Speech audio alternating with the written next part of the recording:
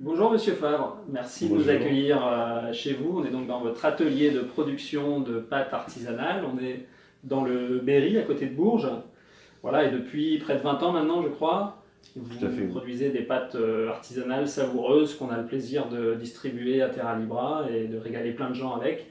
Est-ce que vous pouvez nous en dire un petit peu plus sur les peut-être quelques secrets de production, ou en tout cas, qu'est-ce qui fait que vos pâtes sont si appréciées, si savoureuses?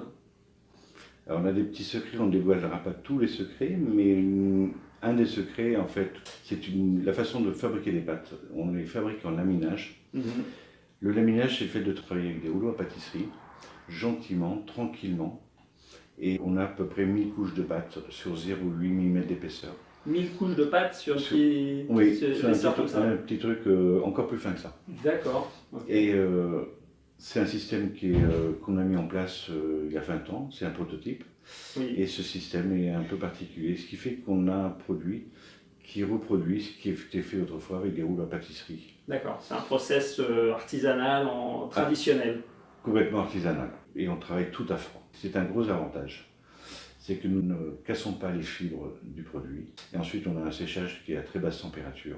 Et on met du temps pour sécher ce produit et que la pâte ait une certaine maturité, un peu comme le boulanger peut l'avoir avec son pain. D'accord. Ok. Donc tout ça, mis bout à bout, ça va faire une pâte très légère, une pâte qui cuit aussi plus Plus rapidement. rapidement. Et donc sur l'aspect nutritif aussi, il y a un intérêt. Voilà, on gagne par rapport à d'autres produits qui sont 100% extrudés, mais c'est une autre façon de fabriquer les pâtes Ouais. qui est plus industrielle, que nous utilisons aussi. Avec l'extrusion, on peut faire des pâtes, des torsades, des pennes, des coquillages, D'accord. alors qu'en laminage, on ne peut faire que des pâtes plates. Voilà, c'est ce qu'on a là en fait, là, les tagliatelles, Oui, on va être sur des pâtes laminées. Oui, les pâtes extrudées, ce sont des pâtes, celle-ci plutôt, ce sont des pâtes extrudées, ce sont des pâtes qui ont des formes. Là, on a la forme de conchiglioli ou coquillage, et ça, on ne peut pas faire avec un laminoir. Voilà, donc ça c'est plutôt compressé, Là, ça c'est fait compressé. un moule, Oui. c'est la méthode plus utilisée aujourd'hui Voilà. par l'industrie. Quoi. Plus industriel. D'accord. Il y a, juste à la fin de la production entre l'extrudé et le laminé, il y a le séchage qui restera identique, un séchage à basse température et de longue durée. Donc on peut retrouver la maturité du produit, mais bon, les fibres sont un peu différentes et la texture de la pâte sera complètement différente aussi. Ok, très bien. Et de vos matières premières, donc c'est essentiellement de la semoule de blé dur. Oui. Est-ce qu'on peut trouver aujourd'hui de la semoule de blé dur en bio? Parce que bon, même si vous ne faites pas que du bio, vous avez une belle gamme en bio que nous on distribue. Est-ce qu'on trouve ça localement, près de chez vous, ou c'est plus compliqué? Alors, du blé dur, nous en trouvons dans notre région. En bio, ça devient d'autant plus rare. Et le problème, c'est de faire de la semoule de ce blé dur. Oui. Et cette semoule, il faut une semoulerie, pas une meunerie. Donc on a un gros problème à ce niveau-là, c'est qu'en France, il y a très peu de semouleries qui sont détenues par des très gros groupes Ouais. et qui, eux, n'écrasent pas de bio, sauf une.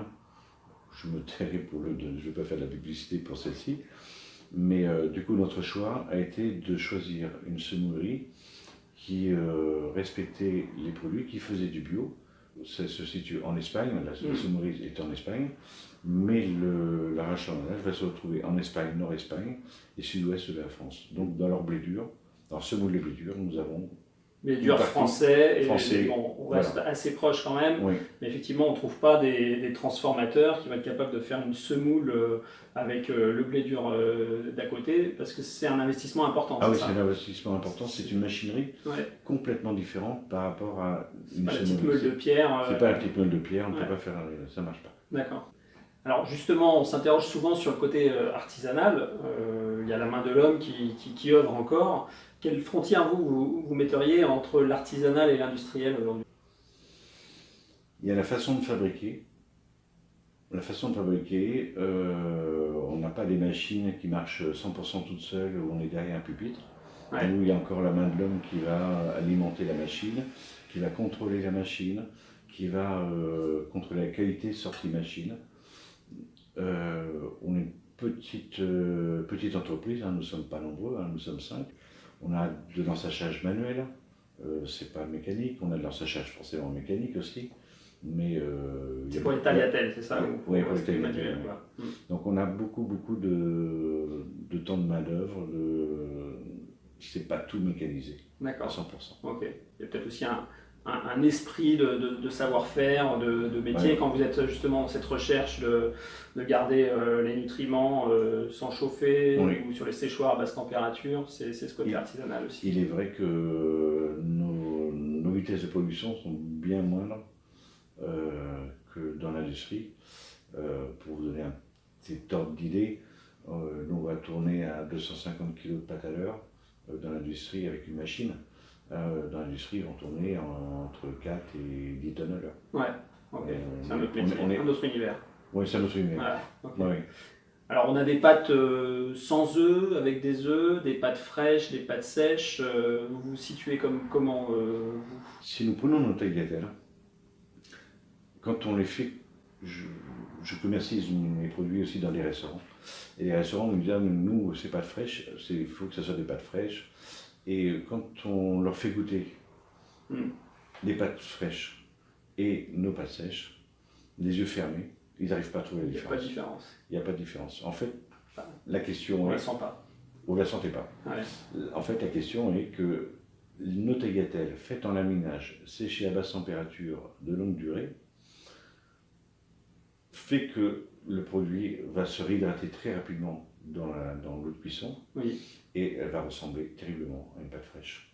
d'accord. On les confond très facilement. Sauf qu'on ne paye pas l'eau qui est dedans, c'est ça? Alors là, oui, oui, parce que nous avons une pâte qui est séchée à 12% d'humidité et une pâte fraîche, vous allez tomber à 40% d'humidité. Voilà. Donc il y a un différentiel à peu près de 30. Vous allez payer 30% Le d'eau. prix au kilo. Ouais, d'accord. Bon, vous êtes plutôt dans une recherche d'un savoir-faire artisanal. Vous êtes allé piocher, je crois, certaines idées outre-Atlantique. Je ne sais pas Oui. si on peut le dire, ça Oui, on aussi. peut le dire. En fait, avant j'étais agriculteur Ouais, et j'ai arrêté cette agriculture. J'étais aux États-Unis voir un oncle qui était fabricant de pâtes alimentaires. Et c'est de là où en fait est venue mon idée et ma formation pour arriver à transcrire un petit peu tout ça sur la France, d'accord. dans notre hexagone. Ouais. Et donc vous faites ça depuis plus de 20 ans maintenant, vous maîtrisez bien votre métier. Qu'est-ce qui vous anime au fond encore aujourd'hui, ou qu'est-ce qui vous a animé durant toutes ces années? Est-ce que c'est produire de la pâte, ou est-ce qu'il y a autre chose derrière qui... Ouais. Ben, on évolue tous, on évolue tous. Je me suis mis à fabriquer des pâtes. Je dis mais en fait mon épouse a beaucoup œuvré, on est deux. Et j'étais agriculteur, donc l'agriculture, le blé, transformation, ça se tient, ça se tient. Donc ça c'est passionnant. Trouver des nouvelles recettes, trouver une qualité de produit, essayer de trouver une qualité de produit un peu ancestrale avec le matériel qu'on a aujourd'hui, ou en l'inventant. Avec le temps on évolue, comme je vous disais. Après, il y a tout le côté commercial, voir les gens, faire des démonstrations, le contact humain. Voilà.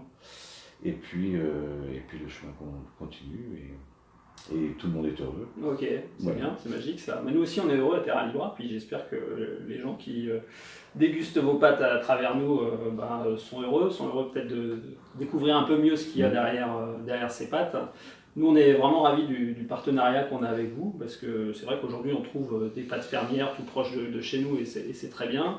Maintenant, trouver un artisan avec un outil quand même et un savoir-faire qui soit en capacité de fournir largement, tout en gardant vraiment des spécificités et de l'amour du produit, pour nous c'est essentiel. Qu'il soit capable aussi de nous expliquer d'où viennent les ingrédients.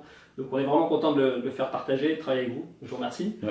Nous aussi, on vous remercie de nous suivre depuis si longtemps. Voilà, ça fait une dizaine d'années, je crois. On a le plaisir de collaborer. Merci bien en tout cas, et puis à bientôt pour d'autres découvertes. Merci à vous.